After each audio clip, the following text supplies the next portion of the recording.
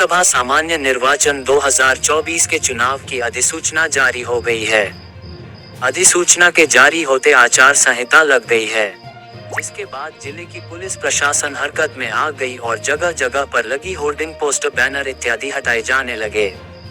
आइए हम आपको बताते हैं कि उत्तर प्रदेश की 80 लोकसभा सीटों पर कब और कहां किस तारीख को वोट डाले जाएंगे।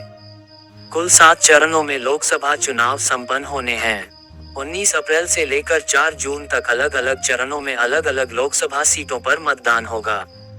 इसके बाद 4 जून को पूरे देश में डाले गए वोटों की गिनती की जाएगी। तभी यह स्पष्ट हो सकेगा कि इस बार आखिर किसकी सरकार। सबसे पहले चरण 19 अप्रैल 2024 को होगा, जिसमें 8 लोकसभा क्षेत्र में वोट डाले जाएंगे।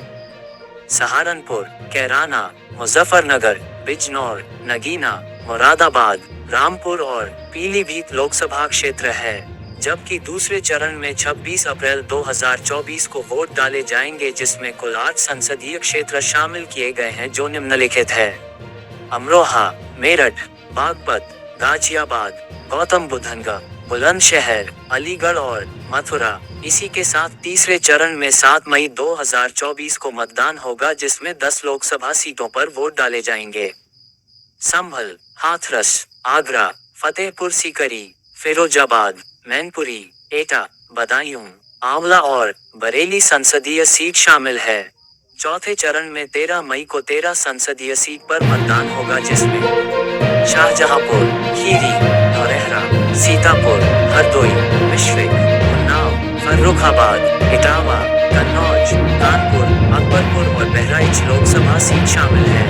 पांचवें चरण में 20 मई को कुल 14 लोकसभा सीटों पर मतदान होगा, जिसमें मोहनलालगंज, लखनऊ, रायबरेली, अमेठी, जालौन, झांसी, हमीरपुर, बांदा, फतेहपुर, कौशाम्बी, बाराबंकी, फैजाबाद, कैसरगंज और गोंडा लोकसभा सीट होगी।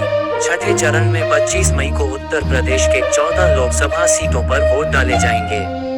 सुल्तानपुर, प्रतापगढ़, फूलपुर, इलाहाबाद, अंबेडकर नगर, श्रावस्ती, डुमरियागंज, बस्ती, संत कबीर नगर, लालगंज, आजमगढ़, जौनपुर, मछली शहर और भदोही सीट होगी। इसी के साथ 7वें और अंतिम चरण के 13 लोकसभा सीटों पर 1 जून को मतदान होगा, जिसमें महाराजगंज, गोरखपुर, कुशीनगर, देवरिया, बांसगांव, घोसी, सलेमपुर, बलिया, गाजीपुर, चंदौली, वाराणसी, मिर्जापुर और रॉबर्ट्सगंज लोकसभा सीट पर चुनाव रखा गया है।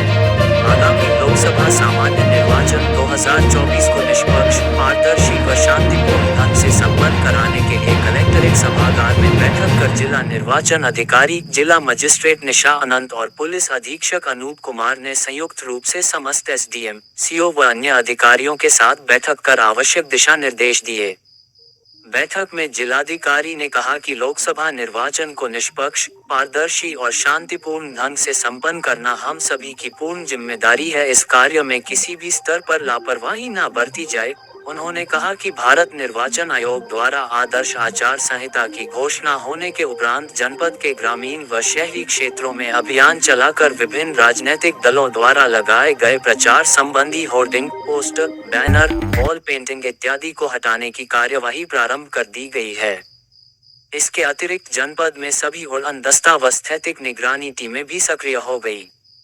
उन्होंने कहा कि एमसीसी प्रभावी होने के उपरांत सभी एसडीएम व सीओ अपने अपने क्षेत्रों में भ्रमणशील रहकर होर्डिंग, बैनर, पोस्टर के हटवाने के कार्य का निरीक्षण करेंगे तथा संवेदनशील स्थानों पर पुलिस बल के साथ फ्लैग मार्च भी करते रहेंगे। उन्होंने कहा कि निर्वाचन आयोग द्वारा दिए गए निर्देशों का भलीभांति अध्ययन कर लें, जिससे निर्वाचन के दौरान किसी भी प्रकार की समस्या का सामना न करना पड़े। इसके अतिरिक्त कोई भी ऐसा कार्य न करे जिससे आदर्श आचार संहिता प्रभावित हो। बैठक में पुलिस अधीक्षक ने सभी क्षेत्राधिकारियों को निर्देशित किया कि आदर्श आचार संहिता प्रभावी होने के उपरांत जनपद के सभी बाजारों पर बैरिकेडिंग लगाकर आने जाने वाले वाहनों की सघन चेकिंग प्रारंभ कर दी जाए।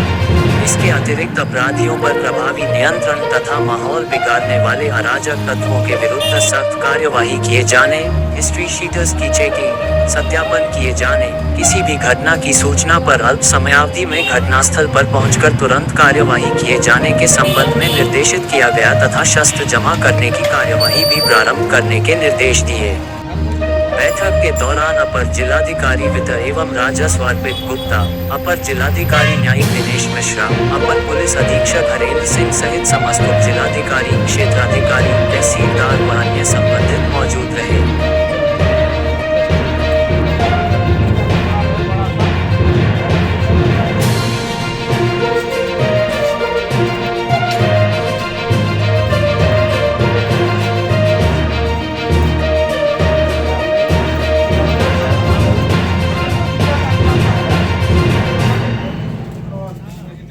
कपड़ा जरा ऐसे ऐसे लगाओ, उठाओ, पानी में कपड़ा है वैसा पुराना पानी भिगो।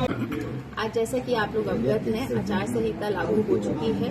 जनपद अमेठी 37 पार्लियामेंट्री कॉन्स्टिट्यूएंसी है और इसमें फेज 5 में इलेक्शन होना है। 26 अप्रैल से यहाँ पर गजट नोटिफिकेशन होना है जिसमें नॉमिनेशन लेना शुरू हो जाएगा और यहाँ पर वोटिंग होनी है 20 मई को। 6 जून को हम सभी के यहाँ पूरे देश में काउंटिंग शुरू होनी है। 4 जून को हमारे तैयारियां हमारी सारी पूरी हैं।